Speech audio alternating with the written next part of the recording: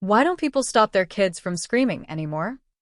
Growing up, I got seriously told off if I screamed. I was told it was only something to do in an emergency, like when being kidnapped. Now, every weekend or school holiday that is nice weather, many of the neighbors' kids spend literally all day outside shouting and screaming.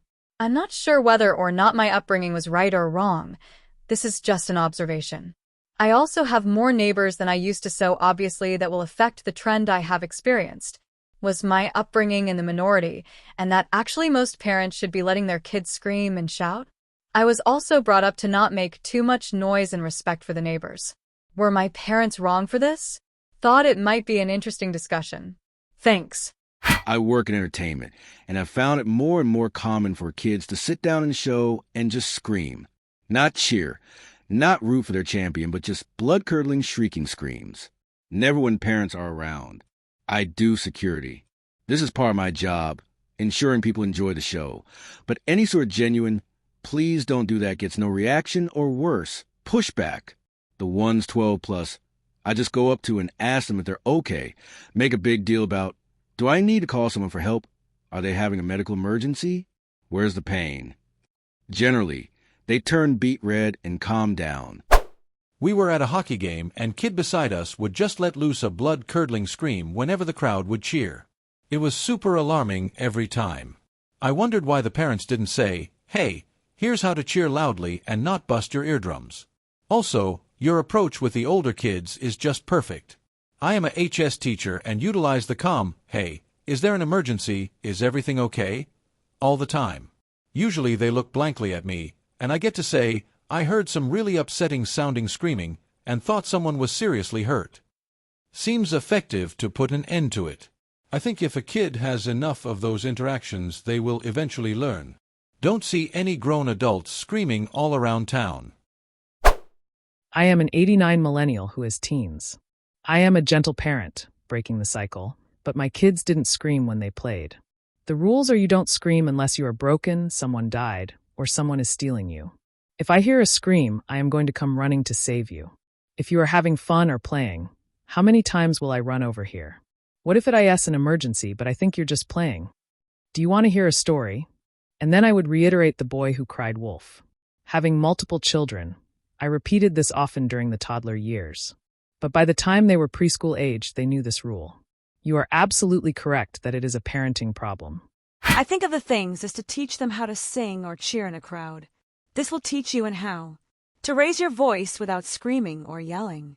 But for a lot of kids today, they don't have that social experience anymore in school, church/religious worship, sport watching, etc. Ask adults. We have a social and physical experience is how to control our voice to be heard without yelling. Kids need to be taught that skill. And for young children, just give them the look, which helps to socially shame them in stopping that behavior. If anyone can use things like Google Earth, then what type of technology do governments have that we will never know about? Given how much about the U.S. government was leaked by the past and current Trump administration, combined with slashed budgets and low government salaries compared to industry, I sincerely doubt the U.S. government has any significant technological secrets left. Think about what Snowden revealed. Almost none of it was technologically impressive. The only surprises were that U.S. companies were willingly sending the government secrets and that the U.S. was spying on U.S. companies by hacking into cables on foreign soil. None of that had anything to do with superior tech. It was said in the 70s U.S. spy satellite tech was so good they could read the title of a newspaper a Russian was reading in Red Square, or something along those lines. While it probably wasn't that good then, I don't doubt it's that good now. That's actually doubtful because a lot of Google Earth imagery is made by flying a plane at lowish altitude. That's not to say some top-secret government satellite couldn't generate that level of detail, but I haven't heard of one that can. Note that this is for cities mainly, so if we're talking about a remote Russian base, government satellites probably have Google Earth beat. It is kind of nice to see people still think the government secretly and proactively develops cutting-edge technology, when really they see a problem, start a bidding war to create the solution, and it takes years to develop. 5 years down the line, you have a fantastic and expensive new solution to a 5-year-old problem, and corporations like Raytheon and Lockheed Martin are making bank. Why do many people for no reason refuse to wear any seatbelts? I can't but notice there are many people who hate wearing seatbelts and would sometimes even fake locking it in when they are asked to do that. And it's the same about any kind of seatbelt. Car, airplane, whatever. Geez, I've seen people literally fight with flight attendant about this. It's not some kind of hard task. It doesn't take anything from them. It's a thing for their safety. Literally a thing for their benefit. So, why? Some people will don't tell me what to do into not having a ride.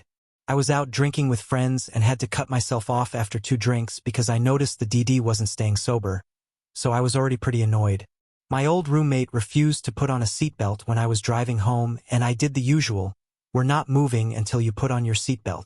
Partway through the drive, I noticed they've taken off their seatbelt, so I pull to the side of an expressway, put on my hazards, and tell them that they can get out and walk the rest of the way or put on their seatbelt. They walked. My mom dealt with that by invoking money, not government. People think it's perfectly reasonable for an insurance company to have rules, but not for government to have laws. She was driving a colleague somewhere, and the woman didn't want to put her seatbelt on. My mom said, I have a financial obligation to my insurance company and to my family to never drive with an unbuckled passenger in my car. My insurance company is counting on me to reduce their risk by requiring seatbelts be worn. And my family needs to be safe from having your family sue us for any injury you might receive if someone else struck the car and you were injured. Oh, she said and promptly buckled up. Americans will put money before safety, before good civic policy, even before manners. Our co-op apartment building's superintendent didn't want to shovel the 3/4 in of snow we got, it'll melt, and our pleas that we wanted to be good neighbors so people wouldn't slip made no dent. When we said, we don't want people to sue us, she got up and went out to shovel. I dated a girl in the 90s that wouldn't wear a seatbelt because she had a phobia of being burned alive trapped in a car. What if I crash my car wearing seatbelts and my hands are crushed by the steering wheel so I can't unlock my seatbelt? Then wolves are starting to attack but I am trapped. All I can do to defend myself from the wolves is using the sharp end of broken bones protruding from my shattered wrists. Wait, wow. Damn, that story is epic. I'm totally fine wearing seatbelts if that actually happens to me. I'd go to the other life like I was Liam Neeson. The worst kind of conspiracy theories are the ones that have the tiniest kernel of truth, because then that kernel can always be pointed at and fallen back on as evidence. Yes, in that almost literally, 1 in a million situation, you might be better off without a seatbelt. That's true, though let's emphasize the might while we're here, but it ignores the other 999,999 times out of that million where the seatbelt saves you from severe injury or death. It's like saying that because body armor has a tiny chance to deflect a bullet onto a worse trajectory, you'd prefer to just raw dog a .357 to the chest. It's not even enough of an argument, contrivance included, to stand on its own. Nothing more than an excuse for a real reason. Laziness and or some weird sense of pride, though that last bit is just my own opinion. Why do people make their bed every day? I don't really understand why people waste the time to make their bed when they're just going to unmake it again when it's time to go to sleep. I only make my bed when I put clean sheets on it. I can understand doing it then, but not on a daily basis. I've always heard, it looks neat to have your bed made, therefore you should. I get that and could understand that, but only if you were going to have guests over who would see it. If it's just you or just you and your family who are going to see the unmade bed, then I don't see the point of making it every day.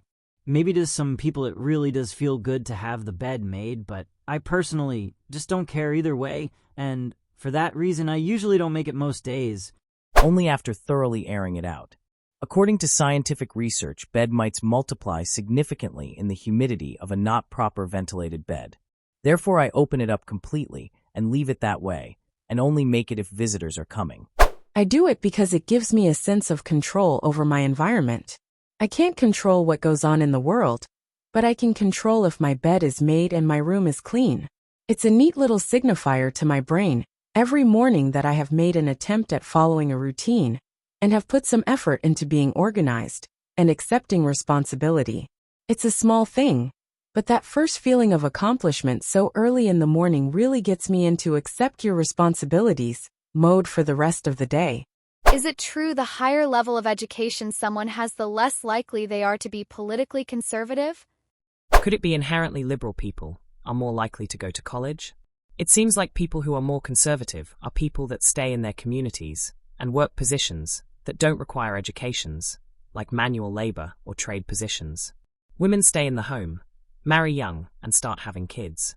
I grew up in a very rural area near the Oklahoma Panhandle.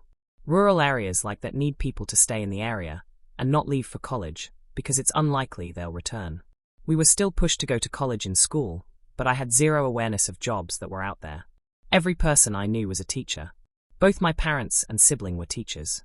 When you don't know what's out there and get told that the big cities are scary places, you stay where you're at. Basically the plot of The Village, haha. Yes, but the important thing to remember is that this is a statistic, not a hard fact. More education makes it more likely that you will be more liberal, but being more educated does not make you more liberal. And vice versa, less education makes it more likely that you will be more conservative, but being less educated does not make you more conservative.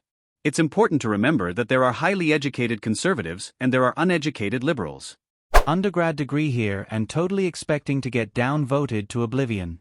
3 different political compass tests put me generally in centrist libertarian territory. In the current political climate, I unfortunately personally find right-wingers much more open to alternative viewpoints than left-wingers. That wasn't always the case though. Bush-era Bible thumpers used to be the no-fun morality police party, still are inside their own social circles, trust me, promoting censorship of entertainment they disagreed with, i.e. heresy, rap music, women wearing flattering outfits, unflattering portrayals of police and military, and themselves going as far as bomb-threatening radio stations who played anti-Christian and anti-police music. Now the woke, PC crowd has become more publicly known as such with their social justice lesson force-feeding into entertainment through methods like minority pandering through race dash, gender dash, and sexuality swapping, elimination of flattering physical characteristics in popular fictional characters, formerly disproportionate social media censorship, cancel culture, and most recently promoting vandalism instead of simply boycotting brands they don't like.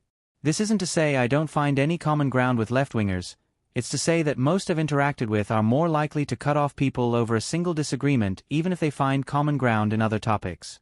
Not necessarily. Most people I deem unintelligent during my university years were progressive. But, generally speaking, the more somebody was intertwined with a very fixed political worldview, the more stupid they tended to be. I think you are mixing up correlation with causation here, especially since there is a phrase for the long march through the institutions that has been going on for quite some time. The screams have ceased, the comments have spoken, and the Spartan Council has deliberated.